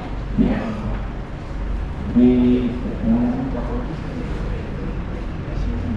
Ini sebenarnya kurang lebih bakal jadi 5 slide aja sebenarnya. Hari ini kan atau enggak? Hari ini memungkinkan kan? Karena orang belum bisa tes juga. Karena dia harus sampai ke pengguna kan, calon pengguna. Atau yang nomor 5-nya next Pak? Ya, nomor 5-nya, nah kayaknya nomor 5-nya next. Tapi setidaknya prototype ini sih, sorry, ini 3 sebenarnya bisa, 1, 2, 3 ini. Karena kan sambil berjalan ya, karena kan belum sampai kepada customer-nya yang gimana, karena belum dites. Tapi setidaknya sampai ke storyboard-nya selesai. Ya. Maka kalau kita lihat, ya kurang lebih sebenarnya harus dijelaskan dulu ya customer journey map-nya, ya. Yang ini tadi di awal, nih, ya. Jadi dapat gambarannya, bisa aja berubah nanti. Jadi bisa tahu, bisa berubah. Boleh usahanya boleh berubah, boleh kalian sesuaikan Iya, lagi. sesuai dengan insight dari Pak. apa sebenarnya yang mau diselesaikan. Jangan-jangan nanti, wah ini udah biasa kali nih penyelesaiannya. Tiba-tiba mungkin berubah dengan yang lebih spesifik. Maka harus dicari tahu dulu sebenarnya permasalahannya apa. Jadi jangan langsung berpikir dengan produk yang mau kalian tawarkan dulu, tapi masalahnya dulu. Karena kalau kalian nanti udah berpikir dengan produk yang mau kalian tawarkan, jadi bingung. Bingungnya dalam artian, wah ini masalahnya harus yang benar-benar kita buat yang memang sesuai dengan produk yang mau ditawarkan. Cara berpikirnya jadi berbeda. Ya, misal karena udah tahu tadi misalkan tentang sewa-sewa barang, itu kan temanya tentang itu udah tahu. Nah, tapi kan permasalahannya apa nih yang boleh dipecahkan dengan sewa-sewa barang ini? Barulah berubah ke bawah. Kalau misalkan udah langsung bilang kan kami menyewakan buku, nah, nanti cuma pemecahan masalahnya cuma di situ doang, nggak akan muncul yang lain-lain lagi. Jadi stucknya di situ. Oke?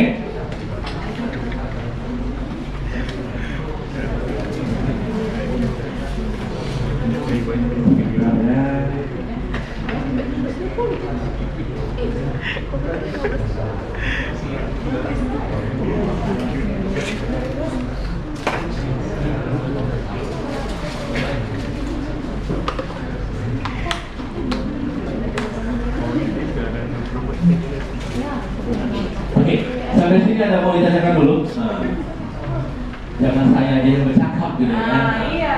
Harusnya kalian juga nanya nih, supaya tahu juga ini ada yang kurang paham dan lebih jelasin gitu. Kalau ada yang mau didiskusikan, sharing terkait dengan ilmunya, Ya, nah, atau mau dikerjakan boleh Pak. nah, Nomor 1. nomor 1 mungkin boleh. Kerjakan sekarang nanti biar dapat feedback dari Pak Arif. Ya, udah dicek. Udah Biar dicek. dicek langsung oleh Pak Arif.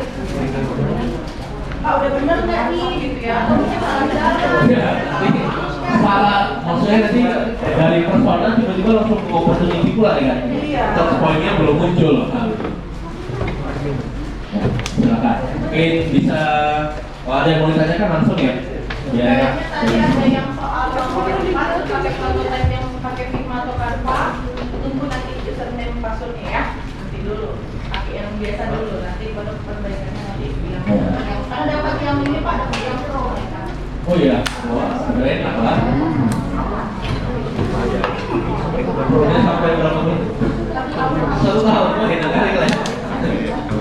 Bisa desain berapa apa, apalagi yang buat desain tadi, wah enak kali. Dapat pro deh. Pasti cuma bisa. Ya.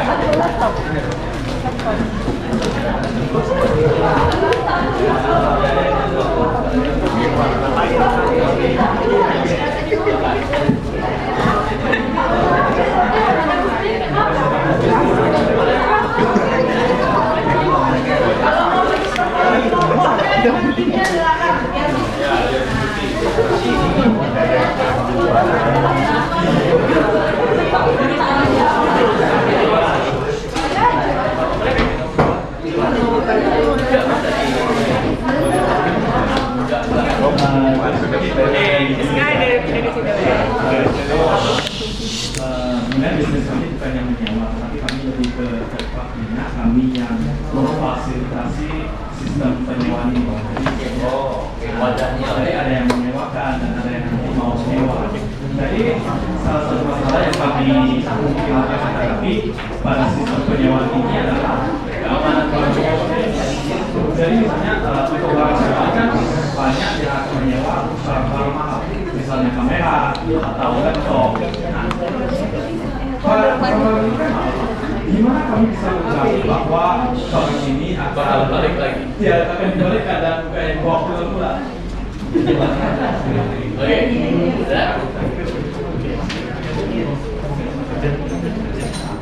Oke, baik, terima kasih. Nah, pertanyaan yang menarik ya.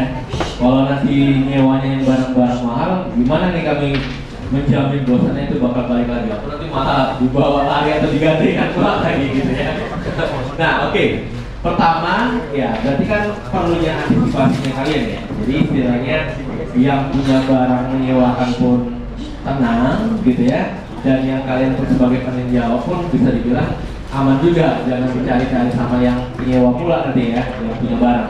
Nah, pertama yang bisa kalian lakukan sebenarnya kan bisa memodif ya, dengan kalau misalkan kita bisa lihat mungkin beberapa perusahaan-perusahaan yang modelnya menyewakan itu apa antisipasinya? Biasanya kan bentuknya ada deposit gitu ya. Terus apalagi nih yang berkaitan dengan misalkan pekerjaannya misalkan identitas gitu ya, yang bisa dia dicari lah tadi. Kalau dia mahasiswa berarti kan KTM-nya gitu ya. Berarti kan kalau misalkan ada masalah berarti kita udah bisa tahu melapornya ke siapa nih ya, setidaknya itu bisa membuat dia itu untuk berpikir 2-3 kali untuk melakukan hal-hal yang nggak kita harapkan. Makanya kan harus tahu penjelasannya ke siapa dulu pelanggannya, sampai yang sifatnya yang tadi apa namanya barang-barang sewanya itu yang mahal, ini yang gimana speknya.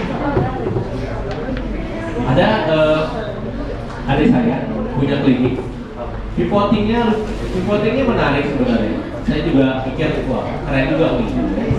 Maksudnya adalah dia melihat ya sama, berpikirnya sama kayak kalian. Biasanya kalau misalkan mau pakai itu kan cuma bentar, kalau beli kan ya harus keluarin uang banyak kan. Maka dia di kliniknya sekarang itu nyewain sewa alat kesehatan. Sifatnya kayak gitu. Loh, gimana mau jaminnya kalau misalkan dia lari atau nggak dibalikin atau gimana? Ya ada deposit memang. Terus sama identitas dirinya dia. Jadi istilahnya ya walaupun penjaminnya misalkan atau depositnya itu nggak langsung kayak full harga dari produk itu, tapi setidaknya itu kurang lebih 30% dari harga yang disewa untuk jaminan aja. Jadi setidaknya itu bisa membuat orang tidak melakukan hal-hal yang tidak diinginkan. Nah, Pak, kalau misalkan rusak, kan biasanya gitu juga. Sama halnya misalkan kalau kita lagi liburan, nyewa kereta, nyewa mobil, gitu ya, kan tetap aja depositnya ada. Tetap ada apa ya? Harus foto KTP, identitas apa yang diapain, ID card pekerjaannya atau apa, supaya untuk menjamin aja.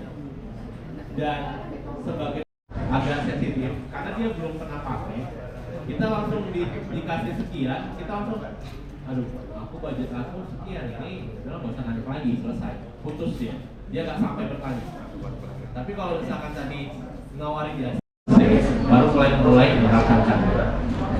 Karena ini produk baru atau ide baru, jangan dulu. Karena kan mereka mau ngetes pasar ya, mau lihat ini kira-kira dengan aku baru muncul masuk ke sini, ini harga yang pas ini apa ya, berapa ya? Karena kan track recordnya kalian kan belum ada ya, jadi kan belum bisa kita berasumsi harga sekian itu apa namanya, hasilnya seperti apa. Itu dia, ya. Jadi memang harus pelan-pelan, jangan langsung. Kalau kalian lah, contohkan ke kalian, kalau misalkan kalian mau buat video, terus langsung si A ini atau perusahaan ini buat harga di situ, bakal bertanya lagi kan untuk nego, atau udahlah bukan sesuai budget, nyari lagi yang lain. Kalau kalian kan kalian nih sebagai misalkan pengguna mau buat video tadi, ya biar supaya ada hubungan komunikasi ya. Jadi setidaknya data dia masuk ke kalian, kalau ada promo-promo apa, dia kan kita udah tahu, oh dia nanya harusnya budgetnya sekian gitu. Oke, kita mungkin bisa menyesuaikan untuk berikutnya, ya kira-kira nawarinnya harga segini nih. Ya, jadi biar bisa dapat solutionnya dari biasanya kalau UMKM lah gitu ya. UMKM ini kan terbatas ya, nah gitu. Tapi kan setidaknya dia dapat hasil yang luar biasa, itu kan udah luas sekali. Maka kalian harus menakar itu. Oke? Oke, silakan yang lain. Ada lagi?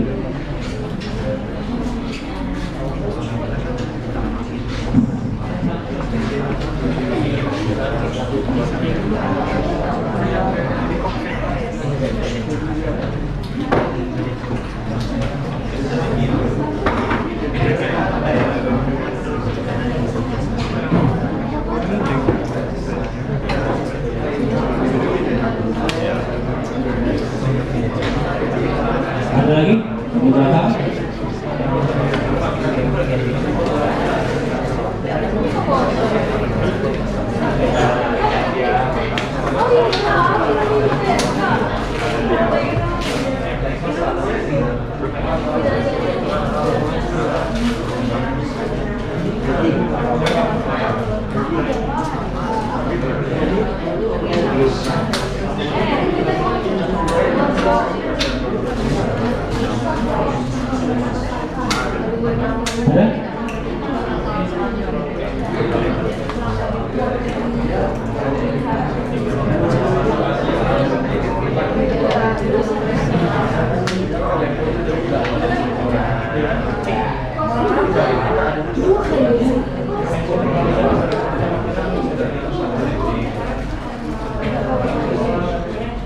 Ini ada yang kurang jelas?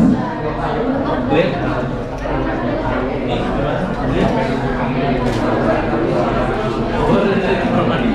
Ini bisnisnya apa?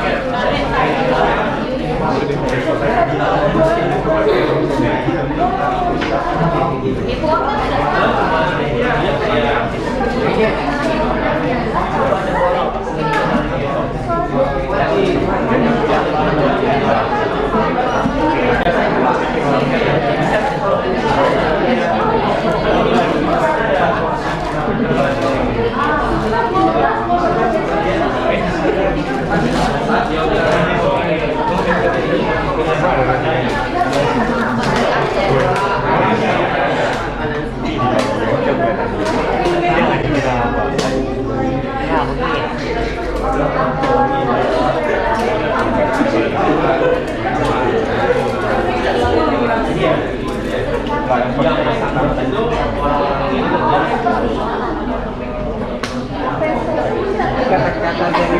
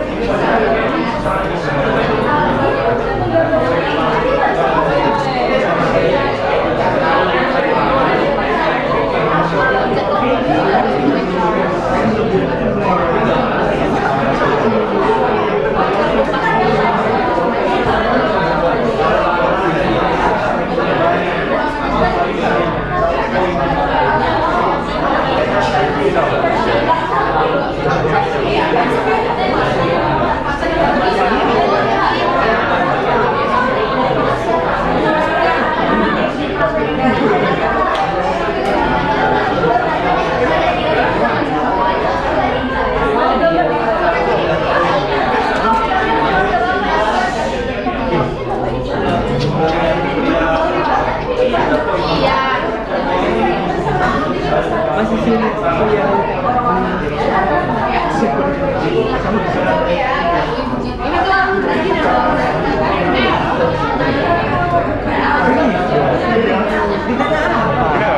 ditanya apa? Ditanya baru datang.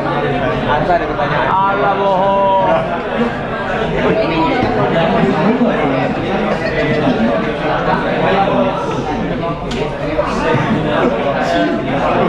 Dekat laut juga.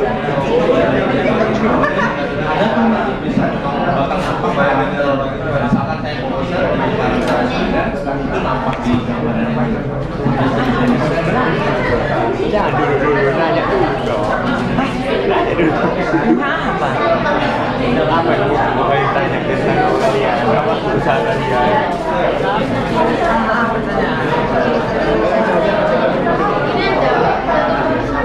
Ya, sekarang ini tapi dong teh berdasar aku. Jadi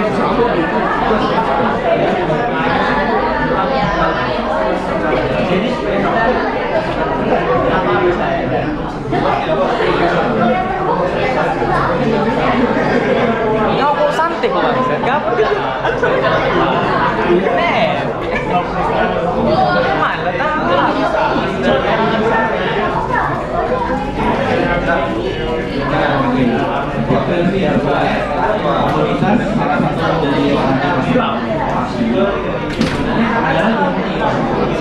mana sampai buat kayak Kau mau main masuk tadi? Ngapain kau masuk tadi? Kau bisa keluar? Lari gitu. Enggak, maksudnya enggak.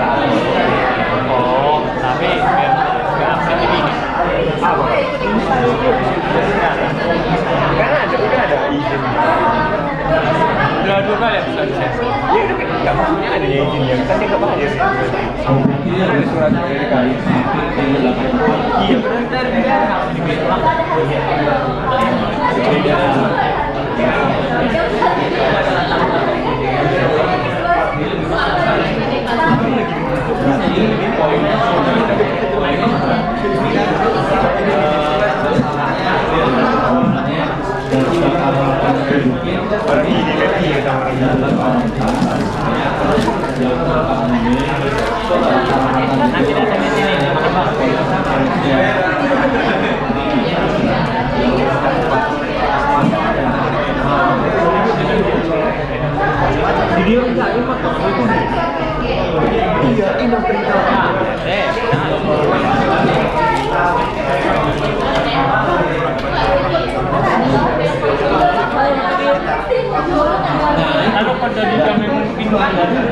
Kita bikin kan?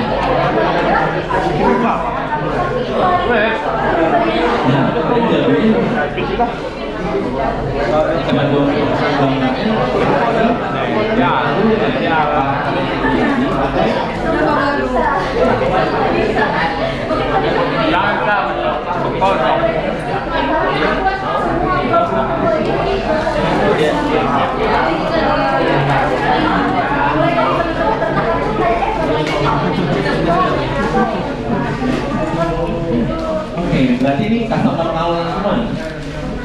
Nah, ya memang harus bisa. Maksudnya campaign-nya harusnya udah mulai gitu.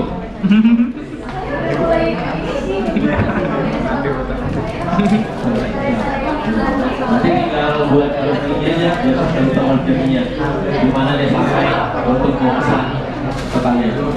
Apa masalahnya? Tadi kan berarti performanya kan community ini.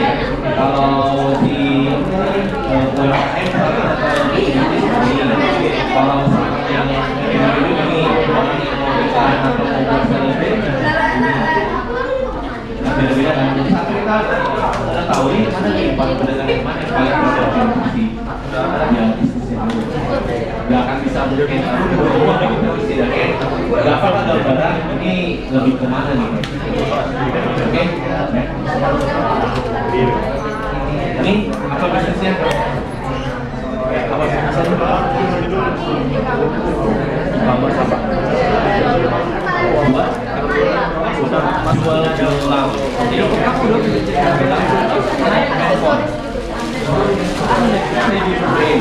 gimana nih? Maksudnya kan bebannya itu yang gitu. Sama gelang apa yang berbeda?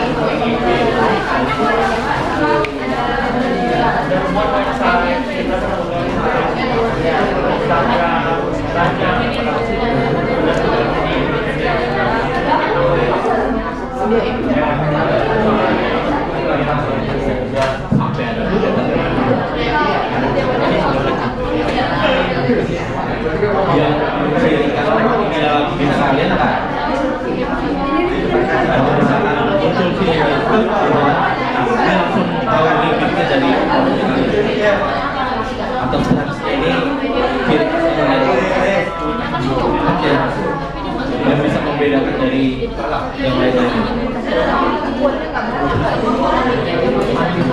Oke. Misal kalau di online gitu ada tahu lah mau kemana?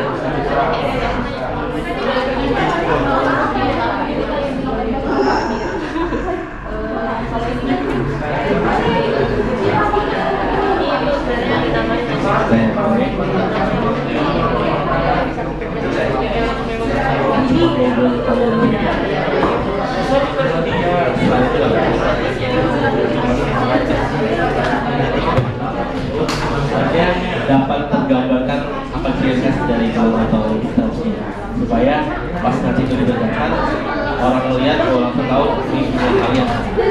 Kalau masih sama itu yang agak susah diselesaikan karena kan sifatnya kan ini kan terlalu pasang ya juga yang kembali ke sana karena harus ada ciri khas dan siapa sebenarnya pasarnya atau mungkin ada spesialis aja kan ini yang nanti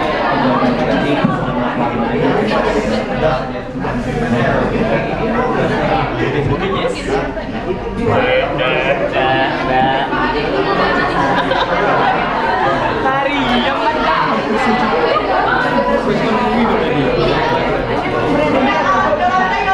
Ini ada Pak Arif, jadi maksudnya kalian prototipnya berbeda.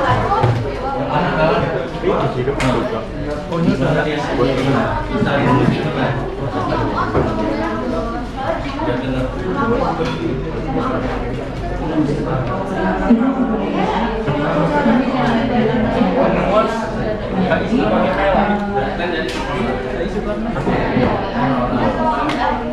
Pak Jam Ciami. Oh.